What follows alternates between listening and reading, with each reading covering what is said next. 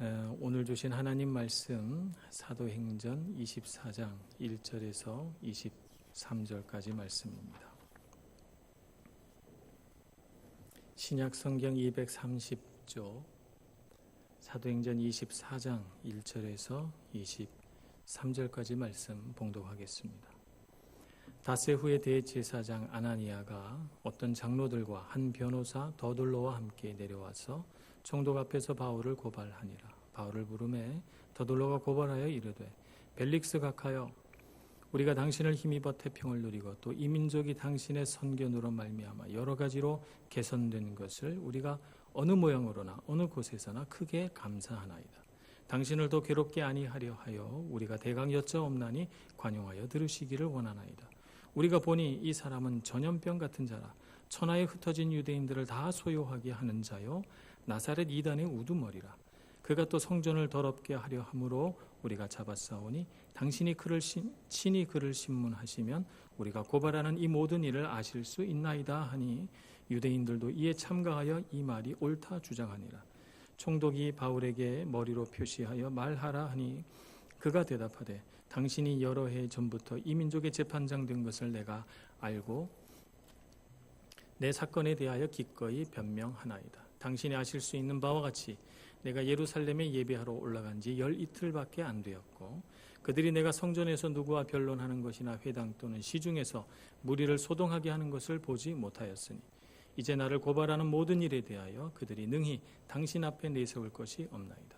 그러나 이것을 당신께 고백하리이다. 나는 그들이 이단이라 하는 도를 따라 조상의 하나님을 섬기고 율법과 선지자들의 글에 기록된 것을 다 믿으며 그들이 기다리는 바 하나님께 향한 소망을 나도 가졌으니 곧 의인과 악인의 부활이 있으리라 함이니이다. 이것으로 말미암아 나도 하나님과 사람에 대하여 항상 양심의 거리낌이 없기를 힘쓰나이다. 여러 해 만에 내가 내 민족을 구제할 것과 재물을 가지고 와서 드리는 중에 내가 결례를 행하였고 모임도 없고 소동도 없이 성전에 있는 것을 그들이 보았나이다. 그러나 아시아로부터 온 어떤 유대인들이 있었으니 그들이 만일 나를 반대할 사건이 있으면 마땅히 당신 앞에 와서 고발하였을 것이요 그렇지 않으면 이 사람들이 내가 공회 앞에 섰을 때 무슨 옳지 않은 것을 보았는가 말하라 하소서. 오직 내가 그들 가운데 서서 외치기를 내가 죽은 자의 부활에 대하여 오늘 너희 앞에 신문을 받는다고 한 이 한 소리만 있을 따름이니이다 하니 벨릭스가 이 도에 관한 것을 더 자세히 아는 고로 연기하여 이르되 천부장 루시아가 내려오거든 너희 이를 처결하리라 하고 백부장에게 명하여 바울을 지키되 자유를 주고 그의 친구들이 그를 돌봐주는 것을 금하지 말라 하니라. 아멘. 찬양이 우리에게 참 위로가 되지요. 하나님을 찬양하는 것처럼 귀하고 아름답고 은혜로운 일이 없습니다. 우리 교회 또 찬양대는 전공자들이 90%가 넘잖아요. 그래서 들어가면 아주 은혜로운 찬양을 직접 몸으로 경험해 볼 수 있어요. 이제 어느새 하반기가 다가오고 성탄절 음악회가 다가오고 있거든요. 제가 광고는 안 했지만 찬양대로 헌신하고 싶으신 분들은 언제든지 우리 장지호 집사님이나 저에게 말씀해 주시면 되겠습니다. 그래서 하나님의 은혜를 많이 누리시고 찬양하는 일을 어떤 자격으로 하지 말고 은혜로 할 수 있는 여러분들 되시기를 바라고 날마다 우리 찬양대가 하는 찬양이 하나님을 기쁘시게 하는 그런 은혜로운 찬양이 되기를 소망합니다. 세 번째 재판이 오늘 벌어지고 있습니다. 어떻게 세 번인가? 첫 번째는 사도 바울이 성전에서 잡혀서 성전 밖으로 내쳐져서 그가 여러 무리들 앞에서 재판을 받던 길거리에서 재판이 첫 번째고, 그리고 사내들인 공회에 잡혀 나와서 제사장과 사두개인들과 또 바리새인들 앞에서 받았던 재판이 두 번째 재판이고, 오늘은 총독 벨릭스 앞에서 세 번째 재판을 받고 있습니다.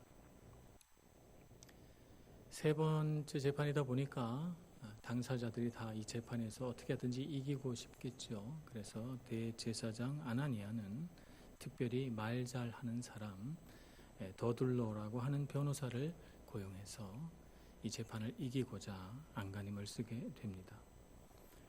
더둘로는 와서 그는 당시에 수사학이 유행하던 시대에 수사학을 공부 많이 한 사람이라서 아주 말이 유창한 사람이거든요. 어떤 말을 하는가 하면 벨릭스 각하여 이렇게 부르면서 대단히 낯간지러운 아부의 말을 그가 하게 됩니다. 벨릭스 총독 덕분에 태평을 누리고 민족이 개선되고 우리가 어느 모양으로나 어느 곳에서나 크게 감사하고 있다. 이렇게 찬양을 합니다. 요새 유행하는 말로 팩트 체크를 한번 해봐야 되겠죠. 정말 벨릭스 총독이 그런 선정을 베풀었는지 말입니다. 주후 52년부터 그는 유대 지역을 관할하는 총독으로 임명이 됐습니다. 그는 노예 신분으로서 자유민이 된, 그래서 노예 신분으로부터 총독까지 올라간 대단히 입지전적인 그런 인물이 되겠습니다. 그가 과연 유대 땅을 다스리면서 태평했는가? 그렇지 않습니다.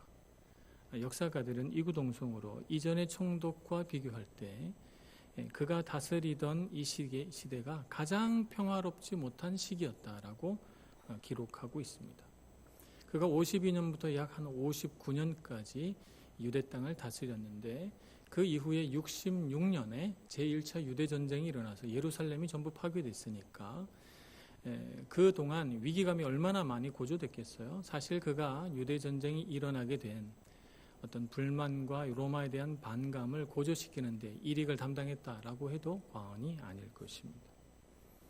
그들은 유대인들에게 감사를 받았는가? 그렇지 않습니다. 그는 유대인들에게 미움을 받았습니다. 왜 그러냐면 그가 노예에서부터 총독의 자리에 이르기까지 그가 사용한 방법은 주로 부정부패였던 것 같습니다. 그러다 보니까 그가 총독 자리에 있으면서 많은 뇌물을 받았어요. 역사가들은 그가 뇌물수수로 유명한 총독이었다 이렇게 기록하고 있거든요. 사도 바울에게도 불러서 기독교에 대하여 이렇게 질문도 하고 듣고자 해서 불렀지만 또 다른 이유도 있었다고 성경은 기록하고 있어요. 오늘 사도행전 24장 후반부에 가면 26절에 보면 동시에 또 바울에게서 돈을 받을까 바라는 거로 더 자주 불러 같이 이야기하더라 이렇게 말하고 있으니까 이 사로잡힌 누명을 쓰고 사로잡힌 바울에게서도 뇌물 받는 것을 기대했다고 이렇게 기록한 것으로 봐서 상당히 좀 부정부패에 능한 사람이었다 이렇게 볼 수가 있습니다. 그래서 이 더둘로의 말은 참말이 아니고 상당히 아부와 아첨이 들어간 말이다 이렇게 볼 수가 있습니다. 그가 바울에 대하여 고발한 내용을 볼까요? 그는 유대인을 소욕해 했다. 소동이 일어나고 무리를 지어서 로마에 반란을 일으킨 것 같은 느낌을 주게 됩니다. 또 나사렛 이단의 우두머리다 이렇게 말하고 성전을 더럽혔다 이렇게 고발합니다. 이 세 가지가 더둘로가 총독에게 고발한 내용입니다. 바울은 뭐라고 변론하나요? 오늘 본문의 말씀은 이 두 사람의 내용 말한 것으로 구성되어 있으니까 한번 바울의 변론을 보겠습니다. 바울은 더둘로처럼 총독에게 아부하지 않습니다. 그는 아무 아부 없이 사실을 말합니다. 당신이 여러 해 전부터 이 민족의 재판장 된 것을 내가 알고 라고 말하고 있죠. 이 말은 어떤 의미가 있는가 하면 그에게 총독 벨릭스에게 그 자신이 갖고 있는 것보다 더 높이 찬양하지도 않고 그렇다고 해서 그를 깎아내리지도 않고 그가 재판장에서 할 수 있는 가장 정직한 말 당신이 이 재판장에서 권위를 가지신 분이므로 내가 당신을 존중합니다 라고 하는 의미인 것이죠. 그렇기 때문에 바울은 대단히 균형 잡힌 말로 이 총독 벨릭스에 대하여 말하고 있고 그러면서 이 더둘로가 말한 것을 조목조목 반박하기 시작합니다. 첫째는 성전 회당에서 내가 사람을 모은 적이 없다. 두 번째는 가르친 일도 없다. 또 소요를 일으킨 적도 없다. 내가 예루살렘에 온 지 12일밖에 안 됐는데 소동과 소요를 일으키기에는 너무 부족한 시간이지 않은가라고 하는 말을 하게 됩니다. 두 번째는 기독교를 믿는 것은 사실이다. 그러나 내가 하나님을 경외하고 섬기고 성경에 있는 말, 곧 율법과 선지자에 있는 선지자의 모든 기록들을 내가 다 믿으며 그 도 안에서 예수 그리스도를 믿는 것이다 라고 말하고 있습니다. 세 번째는 나는 성전을 더럽힌 적이 없다. 정결 예식을 드렸을 뿐이다. 아니 오히려 유대민족을 구제하기 위하여 내가 구제 현금을 가지고 와서 하나님 앞에 그 예물을 드릴 뿐 아니라 정결 예식까지 드렸고 성전을 더럽힌 일은 없다. 이렇게 말하고 있는 것입니다. 그러면서 사도 바울은 더둘로에게 한 가지 말로 항변을 합니다. 실제 고발자들은 첫 번째 길거리 재판에서 말입니다. 실제 고발자들은 아시아로부터 온 어떤 유대인들인데 그들은 지금 어디에 있고 왜 당신들이 와서 나를 고발하며 재판을 하느냐라고 하는 것이죠. 당사자들은 없이 당사자들은 고발하지 않는데 제3자인 당신들이 왜 이 재판을 하고 있느냐라고 말하면서 이 재판은 원인무효다라고 하는 것을 주장하고 있는 것입니다. 사도 바울의 말이 상당히 논리적이며 인정할 것은 인정하고 그러면서도 반박할 것은 상대방이 꼼짝할 수 없는 그런 논리를 가지고 반박하는 것을 보게 됩니다. 우리와 마찬가지로 벨릭스도 사도 바울이 결백한 것을 알았을 것입니다. 예수 그리스도를 믿는다고 해서 그것이 죄가 된다고 보지는 않았으니까 아마 이 무죄를 그가 확신했겠지만 그러나 그는 사도 바울을 풀어주지 않습니다. 왜냐하면 유대인들에게 인심을 잃고 싶지 않았기 때문입니다. 그래서 그를 감옥에 가두어두고 예수 그리스도를 믿는 도에 대해서 궁금하니까 아내 드루실라와 함께 바울에게서 예수 믿는 도에 대하여 자주 불러내어 듣게 됩니다. 그러나 그는 오늘 사도행전 24장 후반부에 가면 그가 의와 절제와 심판에 대하여 계속해서 강론하자 하나님을 두려워하면서 사도 바울을 대단히 어려워하게 됐다. 이렇게 성경은 기록하고 있습니다. 오늘 우리가 사도행전 24장 사도 바울의 이 세 번째 재판을 보면서 무엇을 배울 수 있을까 하는 것을 같이 나누고자 합니다. 첫째는 우리가 어떤 상황에서도 예배를 쉬어서는 안 된다 하는 것을 우리가 먼저 알아야 되겠습니다. 바울이 이와 같이 담대하면서도 지혜롭게 그를 둘러싼 많은 악의적인 사람들 앞에서 잘 자기 자신을 변호할 수 있었던 까닭은 그가 하나님을 경외했기 때문에 그렇습니다. 하나님을 두려워하고 사람을 두려워하지 않았으며 하나님을 경외하는 마음으로 자신을 대단히 진실하게 그리고 겸손하게 자기 자신을 사람들 앞에 세웠기 때문에 이와 같이 담대하면서도 지혜로울 수 있었던 것입니다. 그가 복음을 전하러 유럽으로 갔을 때 빌립보에서 이와 같이 감옥에 갇힌 적이 있습니다. 그때에는 그가 감옥에 갇히기 전에 매를 맞고 등에 정말 피를 많이 흘린 채로 감옥에 갇혔지만 그는 신뢰와 함께 그 감옥에서 찬송을 불렀어요. 예배한 것이죠. 이렇게 하나님을 예배하는 것을 어떤 상황에서도 그치지 않았던 사도 바울이 지금 매를 맞은 상황도 아니고 물론 그가 폭독들에게 많은 구타를 당했습니다만 그러나 이런 상황 속에서 사도 바울이 예배를 안 했다는 것은 우리가 상상도 할 수가 없어요. 아마 그는 매일 밤 감옥 안에서 찬송을 부르며 하나님을 높이고 하나님께 예배했을 것입니다. 그렇기에 그는 이와 같이 담대하고 지혜로웠던 것입니다. 예배는 우리의 관점을 바꿔줍니다. 예배를 드리지 않으면 우리는 항상 상황을 올려다봅니다. 상황이 얼마나 중대하며 상황이 얼마나 크며 상황이 나에게 얼마나 큰 짐인가 무거운 짐인가 하는 것을 볼 수 있게 됩니다. 보게 됩니다. 그러나 우리가 예배를 드리게 되면 우리는 우리가 놓인 상황을 내려다보게 됩니다. 왜냐하면 우리가 하나님을 바라보고 하나님을 경외함으로써 하나님의 관점을 우리가 획득하기 때문에 그렇습니다. 하나님의 관점을 획득하니까 우리는 우리 상황을 올려다보지 않고 쳐다보지 않고 내려다보게 되는 것이죠.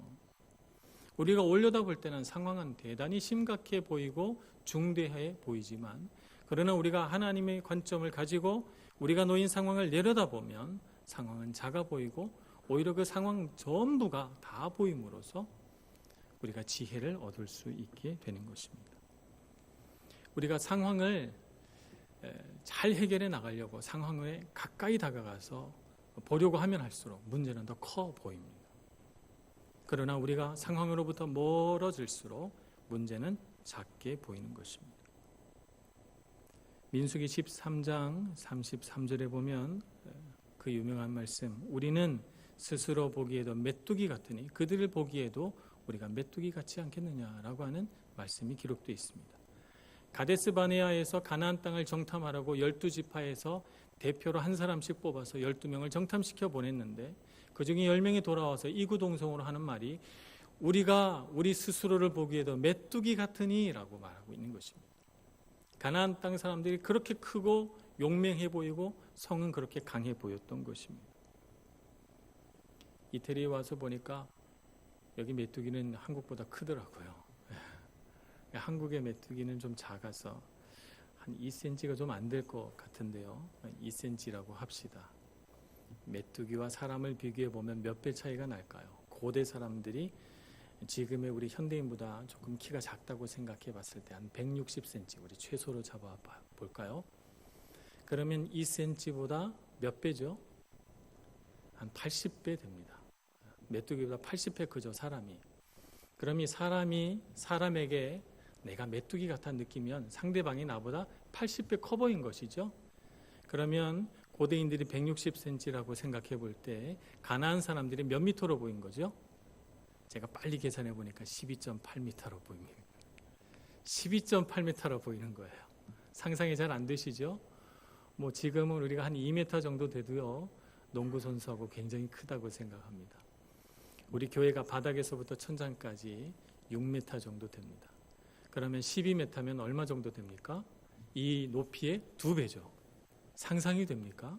이런 사람이 존재할 수 있을까요? 정말 가난한 사람들이 이렇게 컸을까요? 그렇지 않죠. 상황을 보는 과장된 거짓말. 이것이 그들이 자신을 메뚜기로 보게 된 원인입니다. 상황을 가까이서 보니까 상황이 너무 커 보인 거예요. 그래서 그들은 12.8m로 보이고 나는 메뚜기 같이 보인 것이죠. 상황에 가까이 다가가니까. 오늘날 우리가 이 세상을 살아가면서 세상을 바라보니 세상이 얼마나 큰지 몰라요. 세상에 나가서 세상 사람들과 부딪혀 보면 참 똑똑한 사람들 너무 많고요. 세상에 돈 많은 사람들 정말 많고요. 세상에 정말 집안 좋고 가문 좋고 정말 지혜로운 사람들이 넘쳐나요. 거기에 비하면 나는 얼마나 작습니까? 나는 참 지혜도 부족하고 능력도 부족하고 나는 돈도 없고 나같이 초라한 사람이 있을까 싶은 생각이 우리가 세상에 나가서 드는 거예요. 세상에 나가서 부딪혀 보면. 그러니 우리는 우리 자신이 메뚜기 같이 보이는 것이죠. 근데 우리가 이렇게 과장된 거짓말에 속지 않고 하나님의 관점 안에서 우리가 있는 그대로의 현실을 바르게 보려면 어떻게 해야 합니까? 예배 가운데로 나와야 되겠죠. 하나님의 관점을 회복해야 하는 것입니다. 예배를 통해서 크신 하나님을 보셔야 합니다. 하나님이 얼마나 크신가? 하나님은 얼마나 능력이 많으신가? 하나님은 얼마나 지혜로우신가? 하나님은 얼마나 명철하신가? 하나님은 얼마나 부자이신가 하는 것을 알고 우리가 그분의 크심을 알면 그 크신 하나님이 우리를 사랑하시고 우리를 붙드시고 우리에게 은혜를 베푸시는 하나님이신 줄 안다면 우리가 세상을 볼 때 균형된 감각을 가질 수 있습니다. 내가 능히 세상을 이길 수 있겠다. 세상에 아무리 지혜롭고 능력 많은 사람들을 자랑하고 나를 메뚜기같이 작고 초라하게 만들지라도 나는 하나님 안에서 큰 자다. 이렇게 우리가 믿음 안에서 바라볼 수 있게 되는 것입니다. 오늘 우리가 그와 같은 하나님의 관점을 얻기 위하여 우리가 날마다 예배의 자리를 사모하고 주님 앞에 나와야 될 줄로 믿습니다. 예배를 통해서 크신 하나님을 보시기를 바랍니다. 그리고 우리가 놓인 문제는 작게 볼 수 있는 믿음의 눈을 가질 수 있기를 소원합니다. 이사야서 40장에 보면 이와 같이 하나님 앞에 예배하는 사람의 고백이 등장합니다. 이사야 40장 28절부터 31절까지 제가 한번 봉독하겠습니다. 너는 알지 못하였느냐 듣지 못하였느냐 영원하신 하나님 여호와 땅끝까지 창조하신 이는 피곤하지 않으시며 곤비하지 않으시며 명철이 한이 없으시며 피곤한 자에게는 능력을 주시며 무능한 자에게는 힘을 더하시나니 소년이라도 피곤하며 곤비하며 장정이라도 넘어지며 쓰러지되 오직 여호와를 앙망하는 자는 새 힘을 얻으리니 독수리가 날개치며 올라감 같을 것이요 다른 박질하여도 곤비하지 아니하겠고 걸어가도 피곤하지 아니하리로다. 아멘. 이 세상에서 아무리 능력 있고 뛰어나고 지혜로운 사람이라도 반드시 인생을 살아가면 지치고 넘어지고 쓰러질 때가 옵니다. 그러나 하나님을 바라보고 하나님 안에서 능력을 얻고 하나님의 관점을 가지고 이 세상을 살아가는 사람은 여호와를 앙망하는 자는 새 힘을 얻게 되고 독수리가 날개치며 올라감 같을 것이라고 고백하고 있습니다. 그러므로 세상을 살다가 힘들고 어렵고 공고한 날이 이르거든 주님 앞에 예배하는 것을 더욱 사모하시는 여러분들 되시기를 축복합니다. 세상은 하나님 앞에서 매우 작은 존재이고 이 세상을 창조하신 분은 하나님이십니다. 그러므로 우리는 내 능력으로 문제를 해결하려고 하지 말고 하나님의 관점 안에서 하나님의 능력으로 하나님께서 주신 지혜로 우리의 상황과 문제를 해결하는 능력을 키워가는 저와 여러분이 되기를 소망합니다. 설령 우리 삶 가운데 우리의 한계를 테스트하고 우리의 한계를 넘어서는 것 같은 고난이 찾아올지라도 하나님을 의지하면 하나님은 그 한계의 상황 속에서 기적을 베풀어 주십니다. 빌립보서 4장 13절에 내게 능력 주시는 자 안에서 내가 모든 것을 할 수 있느니라 이렇게 고백하지 않습니까? 이 고백이 곧 우리의 고백 되기를 소망합니다. 믿음으로 싸워나가시고 예배를 사모하시면서 늘 마음을 새롭게 하시는 저와 여러분이 되기를 소망합니다. 두 번째 우리가 바울의 상황에서 배울 수 있는 것은 하나님을 향한 소망을 버리지 않아야 된다라고 하는 것입니다. 오늘 사도 바울은 부활의 소망에 대하여 이야기합니다. 내가 부활의 소망으로 인하여 오늘 이 재판장에 섰다는 거예요. 예수 그리스도를 믿음으로 내가 부활의 소망을 갖게 됐는데 그것이 나에게 오늘 이 재판장에 서게 되는 이러한 일이 생겨났다. 그러면서 15절에 이렇게 고백합니다.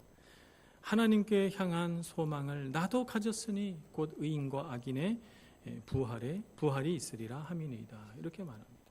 그래서 하나님을 향한 소망이 있는데 그것이 곧 부활에 대한 소망이에요. 부활에 대한 소망이라고 하는 것은 이 세상을 사는데 소망을 갖지 않고 이 세상 너머의 소망을 가진다는 뜻입니다. 그래서 이 세상의 것에 연연하며 묶이지 않는다는 것을 의미하죠. 이 세상의 것은 반드시 지나갑니다. 그러므로 지나갈 것들, 내가 나그네로 살아가는 것을 영원한 것처럼 생각하지 말고 영원한 이 세상 너머의 세상, 하나님 나라를 소망하고 하늘 나라를 소망하는 것이 반드시 우리 삶에 필요합니다. 사도 바울처럼 말입니다. 그래야만 이 세상의 것에 묶이지 않는 것이죠. 16절에 보면 이것으로 말미암아 나도 하나님과 사람에 대하여 항상 양심에 거리낌이 없기를 힘쓰나이다. 이렇게 고백합니다. 하나님과 사람 앞에서 그의 마음속에 죄책감이 없고 아무것도 묶이지 않도록 하나님 앞에서 자유함을 얻도록 그가 늘 기도하고 애쓰고 있다는 뜻입니다. 부활의 소망을 갖는 것이 이렇게 중요합니다. 그가 부활의 소망을 가졌기 때문에 이렇게 막강한 로마 권력 앞에서도 그리고 대제사장을 비롯한 이 유대 권력 앞에서도 그는 조금도 주눅들지 않고 담대하게 맞서고 있는 것입니다. 우리가 고난을 당하다 보면 자꾸 소망이 사라지게 되는 것을 봅니다. 그러나 우리는 이런 믿음을 가져야 합니다. 하나님은 고난을 통해서도 하나님의 나라를 이루시며 고난을 통해서 하나님의 의의를 드러내신다 하는 것을 믿어야 되겠습니다. 오늘날 우리가 살아가는 이 세상을 보면 오히려 이 성경의 가르침과는 조금 반대되는 현상들을 보게 됩니다. 이 세상은 고난을 싫어합니다. 고난을 피하기 위하여 노력합니다. 고난은 좋지 못한 것이라고 생각합니다. 그래서 삶에 끝없이 편안한 환경을 만들어주고 모든 역경을 전부 없애는 그런 삶이 있다고 우리가 상상을 해봅시다. 그러면 어떨까요? 그런 삶을 우리가 상상해 볼 때 우리가 지난 20-30년간 우리나라가 발전한 과정을 한번 돌이켜보면 우리가 더 피부에 잘 와닿을 것 같습니다. 20-30년 전만 해도 우리나라는 참 부족한 것이 많은 나라였습니다. 그러나 그동안 우리는 끝없이 편안한 것을 추구하고 더 부유해지기를 추구하고 그래서 우리나라는 더 부강해지고 더 편안해지고 편리한 나라가 됐습니다. 아마 전 세계에서 가장 편리한 나라일 거예요. 제가 이태리에서 운전면허증 내는데 2달이 걸렸는데 한국 가니까 5분 만에 주더라고요. 분실 신고하니까 5분 만에 딱 나와요. 놀라운 나라죠. 예. 어디든지 전화하면 하루 만에 다 와요. 서비스가. 인터넷 신청하면 바로 그날 오후에 와요. 이태리는 한 달 정도 걸립니다. 작년엔 제가 교회 전화기가 고장이 나서 신고를 했더니 2달 만에 왔어요. 예. 이태리가 나쁘다는 것이 아니라 그런 것이 정상이겠죠. 그런데 한국은 대단히 편리한 것을 추구하기 때문에 오래 기다리지 않습니다. 이렇게 추구하는 것은 어떻게 보면 서구적인 환경이 요구하는 바지요. 풍요로운 서구 환경은 조금 더 편리한 환경, 자동 시스템, 넘치는 물질적인 풍요로움 이런 것들을 가장 좋은 것이라고 생각하고 어떻게 하든지 우리 삶에서 고난은 다 제거하기를 원합니다. 그러면 우리가 행복할 것 같지만 과거 20, 30년 전에 비교해서 우리 한국 사람들이 더 행복해졌습니까? 더 부유해지고 더 편리해졌는데 여전히 우리나라는 세계에서 가장 자살률이 높은 나라입니다. 더 편리해지고 더 부유하게 서구 사회가 변해왔지만 교회는 텅텅 비고 예배하는 자의 숫자는 점점 줄어들고 영국과 같은 나라에서는 예배당이 맥주집으로 변하는 정말 안타까운 일들이 벌어지고 있는 것입니다. 우리는 더 편리해지고 더 과학적이고 더 부유한 삶을 살아가는데 왜 우리의 마음은 더 공허하고 우리 삶의 목적은 여전히 우리의 마음을 기쁘게 해주지 못합니까? 무언가 잘못된 것이지요. 풍요로운 서구 환경이 가지고 있는 무언가 허점이 있는 것이죠. 계시록 3장 15절을 한번 보겠습니다. 계시록 3장 15절은 라오디게아 교회에 대한 사도 요한의 말씀을 적어놓고 있습니다. 하나님께 계시를 받은 사도 요한이 라오디게아 보내는 말씀입니다. 내가 내 행위를 아노니 내가 차지도 아니하고 뜨겁지도 아니하도다. 내가 차든지 뜨겁든지 하기를 원하노라. 내가 이같이 미지근하여 뜨겁지도 아니하고 차지도 아니하니 내 입에서 너를 토하여 버리리라. 내가 말하기를 나는 부자라 부요하여 부족한 것이 없다 하나 내 곤고한 것과 가련한 것과 가난한 것과 눈먼 것과 벌거벗은 것을 알지 못하는도다. 아멘. 이 시대가 참으로 부유하여 나는 부족한 것이 없다라고 말할 수 있는 시대이긴 하지만 그러나 그 가운데 영적으로 벌거벗고 눈멀고 가난하고 헐벗은 것을 깨닫지 못하니까 오늘날 이 많은 부유함을 가지고도 우리가 만족하지 못하는 것입니다. 그러므로 고난은 우리로 하여금 이 세상에 참된 것을 보게 하는 하나님의 놀라운 은혜인 줄로 믿습니다. 고난을 피하기보다는 고난을 통해서 기뻐하며 고난을 통해서 더 강해지며 고난을 통해서 성숙해지며 고난을 통해서 하나님의 나라를 맛보며 고난을 통해서 예수 그리스도께로 가는 참된 진리의 길을 발견할 수 있는 저희들이 되기를 소망합니다. 고난은 우리 삶에서 절대 있어서는 안 되는 나쁜 것이 아니라 하나님의 도를 깨닫게 하며 예수 그리스도께로 나아가게 하는 은혜로운 길임을 깨달아야 되겠습니다. 그러므로 고난 속에서 기쁨을 누리시는 여러분들 되시기를 축복합니다. 사도 바울은 이 여러 번의 재판을 통해서 예수 믿는 이 믿음의 도에 대하여 믿지 않는 이 사람들, 참으로 하나님의 원수된 것 같은 이 사람들에게 이 하나님의 말씀을 풀어서 설명하는 놀라운 일들을 계속해서 반복하게 됩니다. 반복하고 믿지 않는 사람들에게 계속 말하다가 그가 하나님의 도를, 예수 그리스도를 믿는 이 믿음의 도를 정통하게 되는 놀라운 은혜가 생기게 됩니다.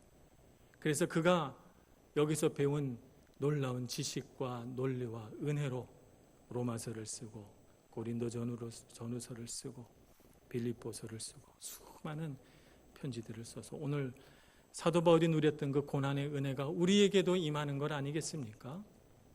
그러므로 고난도 우리에게 유익입니다. 고난은 나쁜 것이 아니라 고난을 통해서 하나님은 우리에게 복 주시는 줄로 믿습니다. 그러므로 고난 가운데서 평안하며 고난 가운데서 하나님의 영광을 노래할 수 있는 저희들 모두가 되기를 소망합니다. 고난 속에서 주님은 우리에게 또 다른 은혜를 주십니다. 고린도후서 1장 5절에서는 이렇게 말씀하십니다.